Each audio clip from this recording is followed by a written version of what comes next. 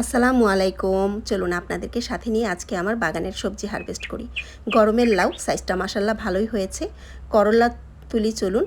করলা গাছের গ্রোথ এখনও ভালো আছে আলহামদুলিল্লাহ। করলার তো বাম্পার ফলন হয়েছে, আপনারা দেখতেই পেয়েছেন।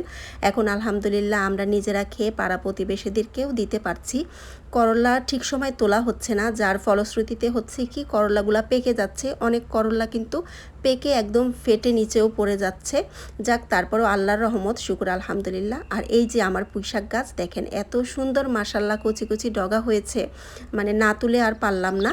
আর যখন বৃষ্টি পড়ে, বৃষ্টির পানি পেলে কিন্তু পুঁইশাক গাছ একদম ফুলে ফেপে ওঠে। আপনারা এই জিনিসটা খেয়াল করেছেন কিনা জানি না। আর আমি নিচের পাতা, বড় বড় পাতাগুলোও নিয়ে নিলাম। এই পাতাগুলো একবারে খাওয়াও হবে, আবার কিন্তু আলো বাতাসও ঢুকে যাবে এই গাছের গোড়াতে। আর আলহামদুলিল্লাহ নিজ বাগানের ফ্রেশ সবজি। আমি একটু মরিচও তুলে নিব, অনেকটা মরিচ তুললাম। আর বরবটির কথা কি বলবো, মাশাল্লাহ এত সুন্দর সাইজ হয়েছে। 5-6টা বরবটিতেই কিন্তু একটা তরকারি অনায়াসেই হয়ে যাবে।